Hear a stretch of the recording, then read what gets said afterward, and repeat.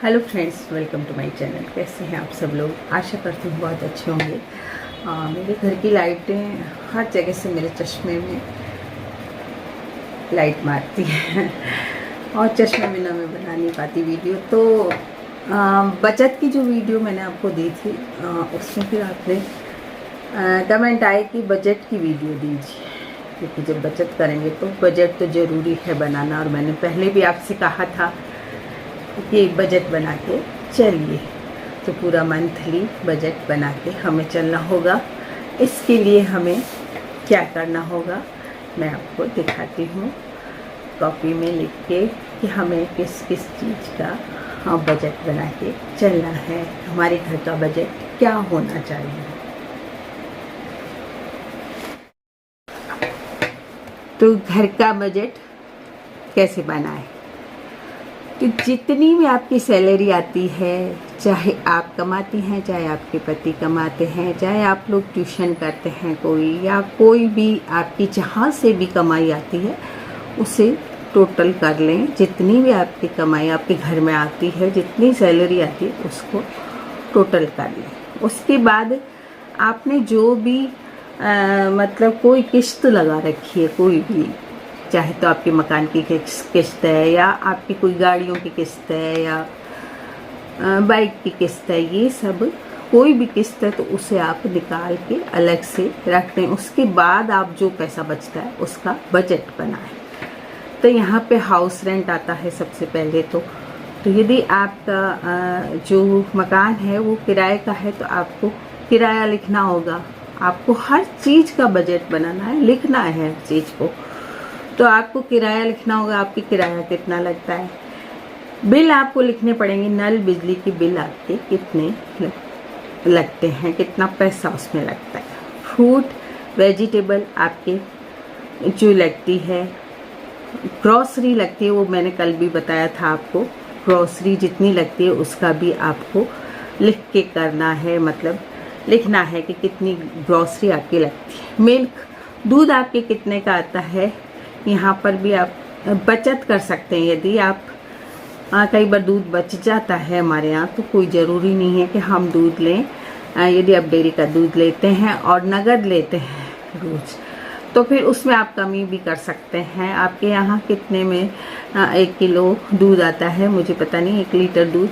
हमारे यहाँ शायद 50 या 55 का आता है। तो जिस दिन आपके दूध रखा हो उस दिन आप ना लें, तो यहाँ पे आप बचत कर सकते हैं। पेट्रोल है तो पेट्रोल में ये कहूँगी मैं कि आपको बताती हूँ मैं। पेट्रोल की बात मैं सच्ची बताऊँ तो मेरे बेटे के पास कोई कमी नहीं है, बहुत अच्छी उसकी कमाई है, लेकिन फिर भी वो कार से नहीं जाता, क्योंकि कार का जो पेट्रोल है वो उसके 500 रुपये का 2 दिन में ही लग जाता है, या 1-1.5 दिन उसका पेट्रोल 500 रुपये का चलता है। तो वो इतनी गर्मी में भी बाइक में जाता है। मैं उसको बहुत कहती हूँ कि कार में जा, लेकिन वो यही कहता है कि मम्मी पैसा फेंकने के लिए थोड़ी कमाते हैं, जहाँ हम पैसा बचा सकते हैं वहाँ हम पैसे को बचाएं। तो वो गाड़ी में नहीं जाके बाइक में जाता है, तो यहाँ उसका काफ़ी पैसा बचता है। जहाँ उसका पेट्रोल 15,000 का लगे मंथली, वहाँ वो बहुत कम में ही बाइक में जाके और अपना खर्च पूरा कर लेता है, और यहाँ पे वो बहुत सारे पैसे बचा लेता है। अब मोबाइल का बिल है,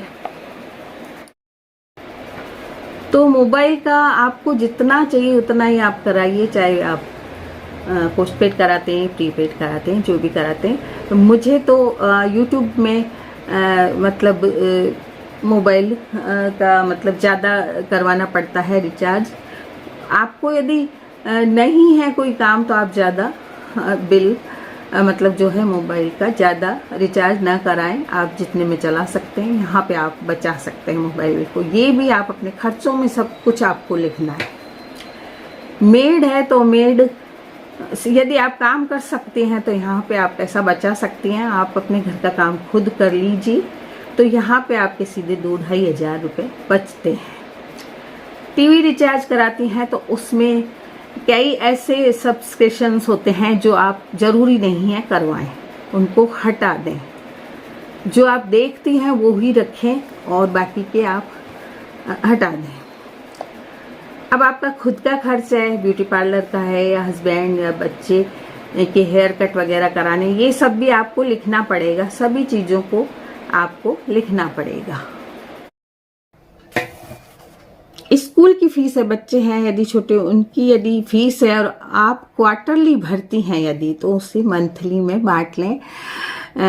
एक साथ ना भरकर आप हर महीने की फीस रख लें, 3 महीने की। जैसे फीस आपको यदि भरनी है तो आप हर महीने रख लें। जैसे 5,000 है, हमारे अथक की है 5,500 फीस, तो मैं अपनी बेटी से यही कहती हूँ कि मंथली रख लो फीस, 5,500 रख लो। फिर जब 3 महीने में आपको भरनी है तो आपके पास वैसे ही जो 16,500 इकट्ठे हो जाएंगे और आपको एकदम भार नहीं पड़ेगा आपके ऊपर फीस का। तो आप मंथली रख लें फीस को, क्वार्टरली भरती हैं लेकिन आप मंथली रख लें। बच्चों के खर्चे हैं जो स्कूल वगैरह के प्रोग्राम में होते हैं, कभी उनको कपड़े खरीदने पड़ते हैं, कभी किराया कपड़ों का देना पड़ता है। आजकल स्कूलों में बहुत खर्चे हो गए हैं, तो इन चीज़ों को भी आप अपनी बजट में लिखें। मेडिकल का खर्चा है, दवाइयों वगैरह का, तो वो भी आपको बजट में लिखना है। बाकी घर के और भी कई खर्चे होते हैं, वो आपको सब बजट में लिखने हैं।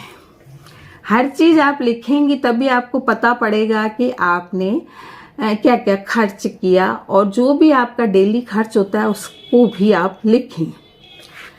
कार का इंश्योरेंस है या बाइक का है या कोई भी इंश्योरेंस है जो आपके साल भर में पड़ते हैं, उसको आप मंथली डालते जाइए अपने मतलब चाहे तो आप गुल्लक में डाल दीजिए, चाहे आप अपने किसी लिफाफे में डाल के रख सकती हैं इन पैसों को, जिससे आपको एकदम लोड नहीं पड़ेगा किसी भी चीज़ का। तो सब चीज़ों को मंथली डिवाइड करें आप, तभी आपका खर्चा चल सकता है। एक साथ जब कोई खर्चा हमारे सिर पर आता है तो हम उसको दे नहीं पाते हैं, तो हमें टेंशन हो जाती है कि कहाँ से लाएं अब ये खर्चा हम। तो त्योहारों का जो खर्चा है इसको भी आप मंथली में रख लें। मतलब आपको ऐसे लिफाफे 4-5 बना के रख लें जिसमें आपको त्योहारों का खर्चा रखना है, या कार का इंश्योरेंस का रखना है, या गिफ्ट भी हमें देने पड़ते हैं। कई जन्मदिन परिवार में आ जाते हैं तो वो भी हमें देने पड़ते हैं गिफ्ट वगैरह, तो ये भी आप सब खर्चा रखें। ऑनलाइन पे ना करें, आपको जितना खर्चा आपके घर का है उसको आप नगद निकाल लें पैसे को, और फिर आप पेमेंट करें सभी चीज़ों का, तभी आपकी बचत हो सकती है। ऑनलाइन पेमेंट करने से ये होता है कि हमें पता ही नहीं चलता कितना पैसा हमारा निकल गया और क्या खर्चा हुआ। क्या बचत आप नहीं कर सकती हैं यदि ऑनलाइन पे करती हैं। तो हर चीज़ का आपको बजट बना के चलना है। इस तरह बचत भी कर सकते हैं हम। जब पूरा महीने का खर्चा हो जाता है तो जो बचता है पैसा वो बड़ा अच्छा लगता है, हम बहुत खुश होते हैं उस पैसे से। तो ये चीज़ आप करें, आप हर एक खर्चा है उसको लिखना है आपको।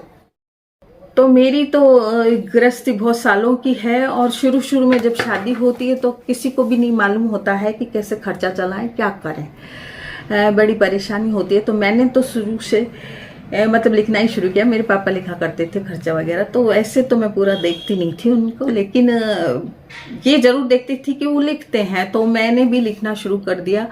और शुरू से ही मैंने लिखकर अपना बजट चलाया, पूरी ज़िंदगी मैंने अपना बजट को चलाया, और उसमें मैंने बचत भी की, अपना मकान भी बनाया, तो अपने बच्चों की शादियां भी की, सब भी कुछ किया एक तनख्वाह में। मैं नहीं कमाती थी, मास्टर जी जो कमा के मुझे देते थे उसमें से मैं बचत करती जाती थी। और मैंने सभी बच्चों की शादियाँ बहुत मतलब मेरी हैसियत से ज़्यादा की, बहुत अच्छी मैंने शादियाँ की, होटलों में शादियाँ की, और बहुत अच्छी की। जितनी हैसियत मेरी नहीं थी उससे ज़्यादा मैंने अपने बच्चों की शादियाँ की, और हर काम में ही मैं अच्छा ही करती थी। न कभी कोई काम मैंने खराब नहीं किया। कोई घर पे जन्मदिन मनाए तो भी मैं खूब सारे व्यंजन बनाती थी, जितने होटलों में भी नहीं खाते हम, जितने मैं घर पे व्यंजन बना के और बच्चों के अच्छे से अच्छा जन्मदिन किया करती थी। तो आपको सब चीज़ों का बजट बना के लिख के और फिर आपको अपना मंथली खर्चा चलाना है। और एक बात कहूँगी कि आप यदि मंथली ग्रॉसरी नहीं लेना चाहती हैं तो आप साल भर की ग्रॉसरी डलवा लें। जैसे बहुत से लोग हैं तो गेहूँ डलवा लेते हैं, तेल का पीपा ले लेते हैं, मसाले ले लेते हैं, दालें ले लेते हैं, लेकिन उनको सुरक्षित रखना पड़ता है हमें। जो भी हम चीज़ लेते हैं तो उनमें कीड़े ना पड़े। मेरे साथ कई बार ऐसा हुआ कि गेहूँ में कीड़े पड़ गए तो फिर मैंने मंगाने बंद कर दिए। बाकी मैं पहले बोरी की बोरी गेहूँ मंगवा लेती थी तो साल भर का हमारे आटे की कोई दिक्कत नहीं होती है। तेल का पीपा मंगा लें तो तेल की नहीं होती है दिक्कत। वो जो पैसा हमारी ग्रॉसरी में बचता है उसको आप दूसरी जगह लगा सकते हैं। जो हम मंथली ग्रॉसरी लेते हैं ना, तो वो यदि साल भर की या 6 महीने की ले लें, आपको धीरे धीरे आप ले सकते हैं। एक बार इतना पैसा नहीं होता है तो एक बार आप गेहूँ की बोरी डाला ली, आपने कोई बचत की, कहीं पे भी कोई बचत हो गई आपकी, तो उससे आपने गेहूं की बोरी डलवा ली। और दूसरे महीने फिर आप यदि कोई बचत होगी, गेहूं की बोरी डलवा ली, तो आपकी गेहूं की तो यूं ही बचत हो गई, आटे की बचत हो गई। तो वो जो पैसा बचा आपका, उससे आप तेल का पीपा खरीद लीजिए। तो ऐसे बचत करते जाएंगे। एक एक चीज़ अगर आप लेते हैं साल भर के लिए तो भी आप ले सकते हैं। गेहूं की बोरी ले लें, तेल का पीपा ले लें, मसाले ले लें, मिर्ची है, धनिया है, और भी जो मसाले होते हैं सारे ये लेके, या तो साबुत ले लें, इनको पिसवा लें, वो सस्ते पड़ते हैं। और मतलब ऐसी जगह से लाएं जहाँ सस्ते आपको चीज़ें मिल जाए, वहाँ से ला के आप अपने घर का सामान आराम से भर के रखें। और जब खाने का सामान होता है ना, तो फिर एक गृहिणी को कोई चिंता नहीं होती है। अपने बच्चों को वो खाना खिला सकती है, अपने परिवार को खाना खिला सकती है। जब उसके पास ग्रॉसरी भरी हुई होती है तो खुश रहती है बहुत। तो ग्रॉसरी को आप साल भर की भी ले सकते हैं, तो साल भर की ग्रॉसरी ले लें। सर्फ साबुन है, ये भी ले सकते हैं आप। थोड़ा थोड़ा सामान आप ले लें। नहीं है आपके पास पैसा तो आप थोड़ा सामान ले सकती हैं। तो मैं ये कह रही हूँ कि आप थोड़ा थोड़ा खरीदते जाएं, हर महीने खरीद के रख दें। तेल का पीपा है, गेहूं की बोरी है, बेसन वगैरह है, ये चीज़ें आप पिसवा सकते हैं। चने की दाल लेके मसाले पिसवा सकते हैं। ऐसे थोड़ा थोड़ा ले लें आप, तो वो आपके साल भर का भर जाएगा धीरे धीरे सामान। तो बजट बना के चलें। बजट बना के चलने में जो आपकी बचत होगी बाद में लास्ट में, वो आपको बहुत अच्छी लगेगी। तो हर चीज़ को आप लिख लें कि ये खर्चा हमारे महीने भर का है। तो वो लिखने से क्या है, आपको पता भी चल जाएगा और फिर आप उसका पूरा टोटल कर लें। और ऑनलाइन ना करें पेमेंट, आप सारा पैसा एक बार नगद निकाल लें। और फिर मैं तो क्षितिज को भी यही कहती हूँ कि ऑनलाइन मत करो पेमेंट। मेरे को मतलब मैं तो सारे पैसे मेरे को मास्टर जी निकाल के दे देते थे और मैं उन पैसों से बचत भी कर लेती थी और अपने खर्चा चला लेती थी। अब तो क्षितिज मुझसे एक पैसा भी नहीं लेता है। तो जानते हैं आप क्षितिज को, मेरा बेटा है। जो लोग नहीं जानते उनको बता दूं, मेरा बेटा है। तो मेरे से पैसा नहीं लेता है अपने पापा के जाने के बाद। तो अब मुझे कोई बजट नहीं बनाना पड़ता है। फिर भी मैं उसको मोटे मोटे खर्चे बता देती हूँ कि बेटा ये खर्चे हैं अपने।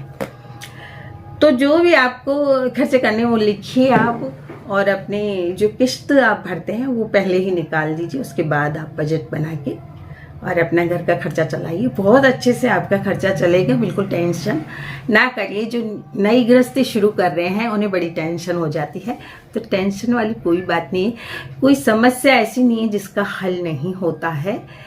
तो हर समस्या का हल एक गृहिणी ही निकाल सकती है। तो बजट बना के चलिए। वीडियो कैसी लगी ज़रूर बताइएगा।